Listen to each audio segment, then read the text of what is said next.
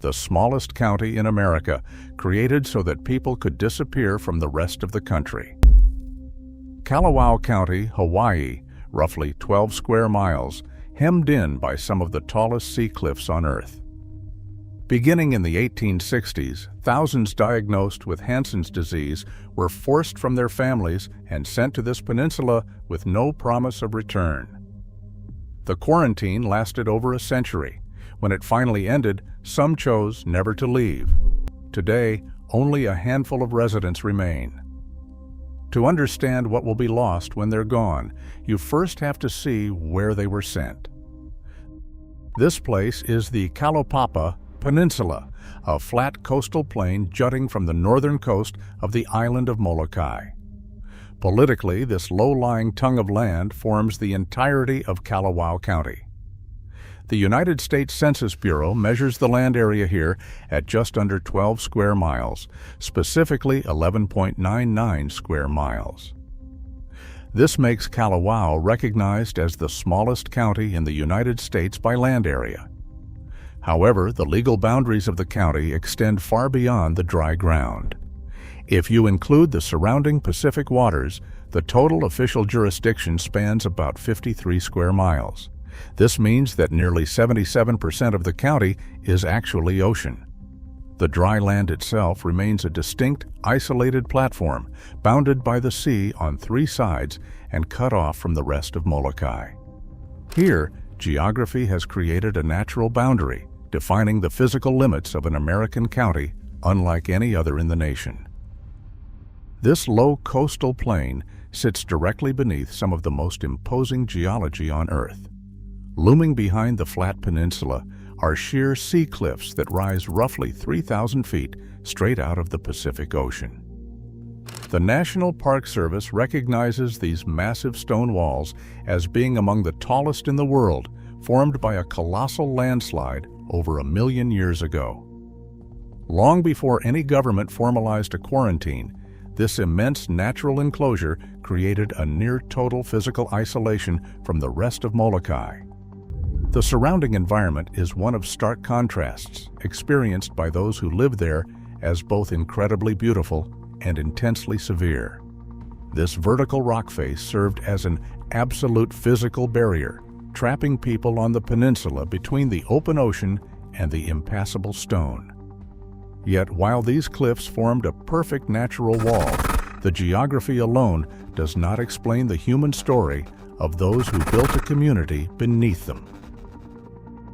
On January 3, 1865, King Kamehameha V signed a decree that would transform this natural barrier into an active instrument of state policy.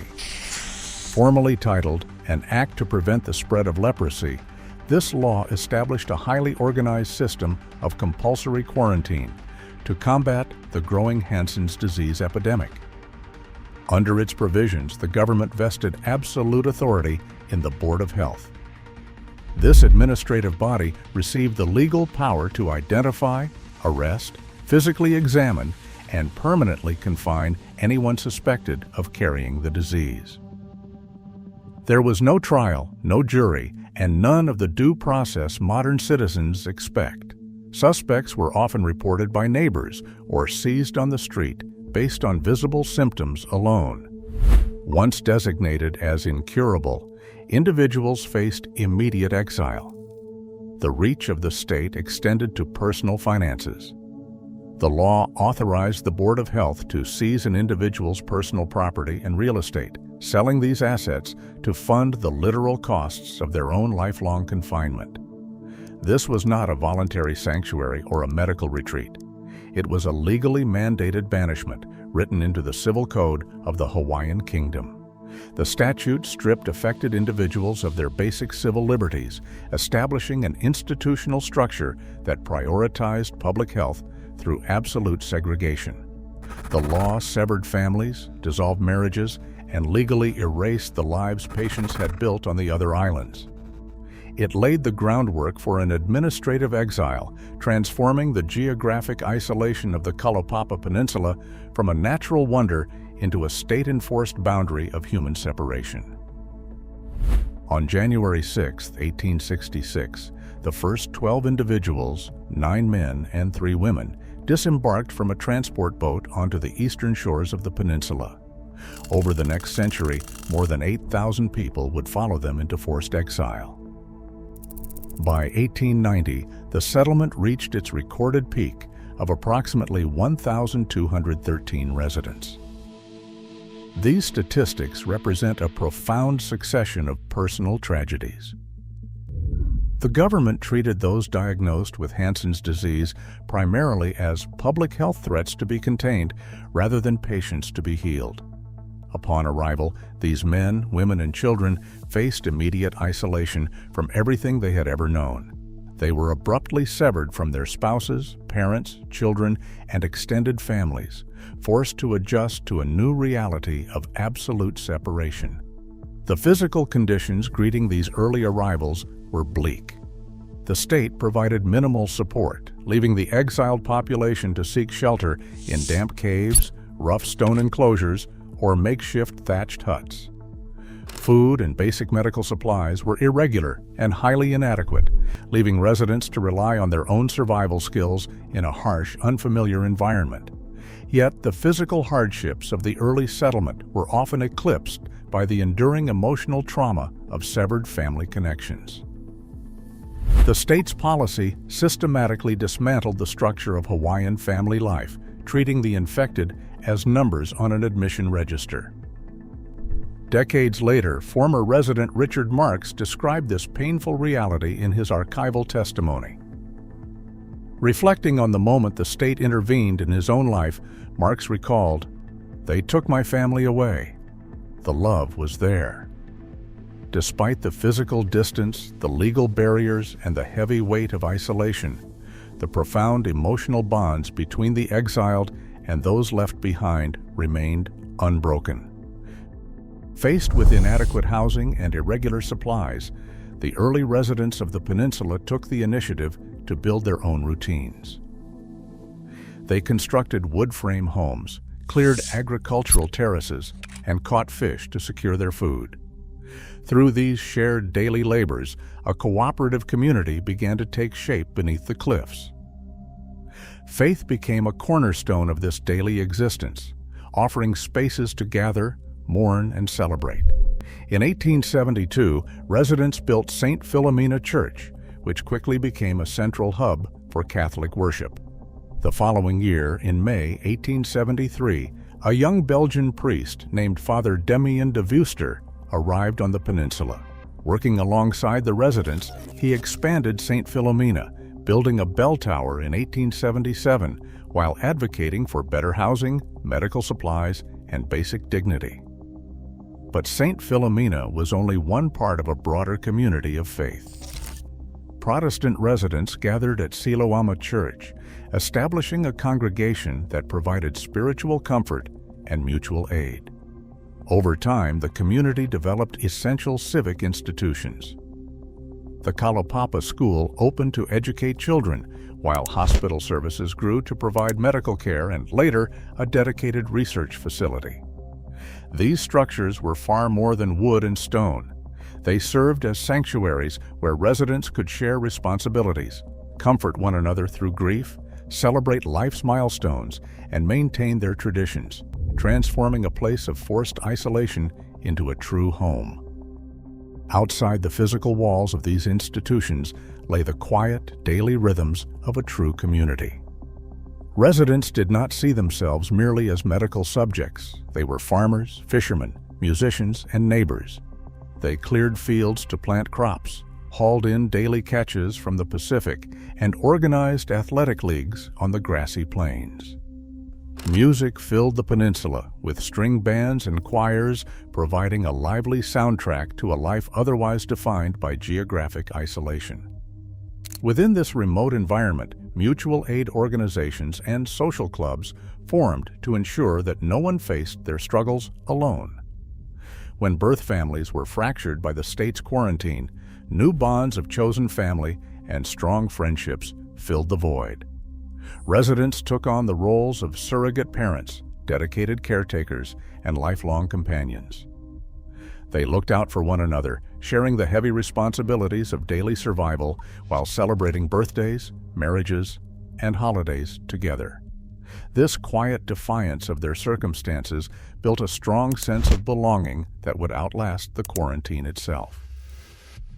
The hardships of Hansen's disease and the pain of forced separation remained constant, but so did the collective determination to live with dignity.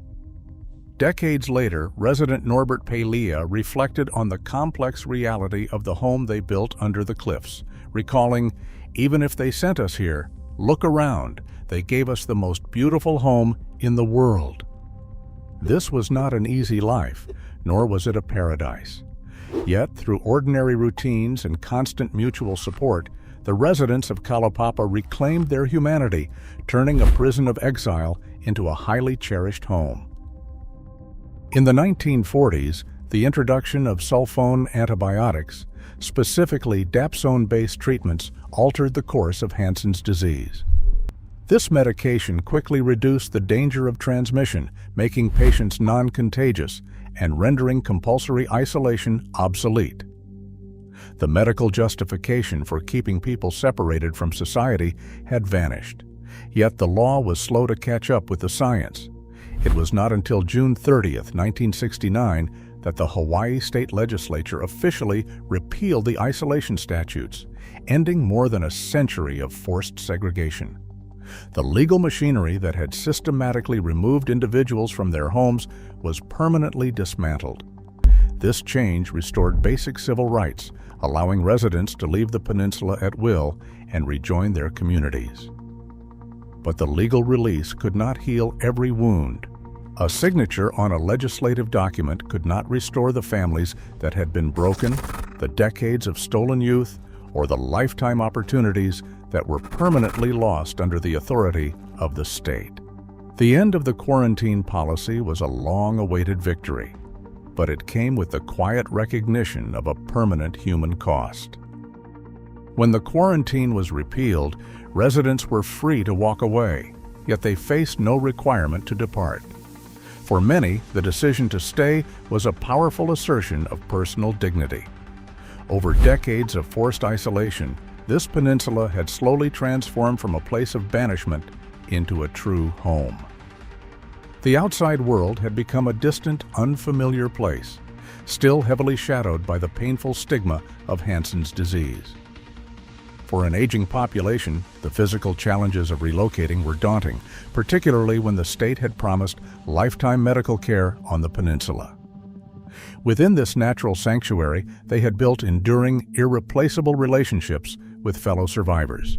Residents like Meli Watanuki, who managed the local store, found their anchor in their faith and the active social rhythms of the settlement. Choosing to remain did not retroactively make their earlier exile voluntary, but it honored the lasting sense of community they had forged beneath the cliffs. Kalaupapa was where they had suffered the ultimate loss of freedom, but it was also the one place where they were known, loved, and safe. In 1980, the federal government established Kalaupapa National Historical Park to preserve the extensive history of the settlement and protect its rich natural resources. Today, the peninsula exists in a delicate state of transition, where institutional preservation meets an intensely personal demographic reality. The latest census estimates record approximately 82 permanent residents living within Kalawao County.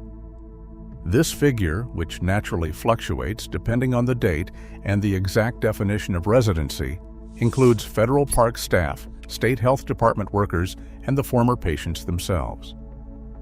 The distinction between these groups remains important. While state and federal personnel manage the daily operations of the park, the community of former patients is shrinking.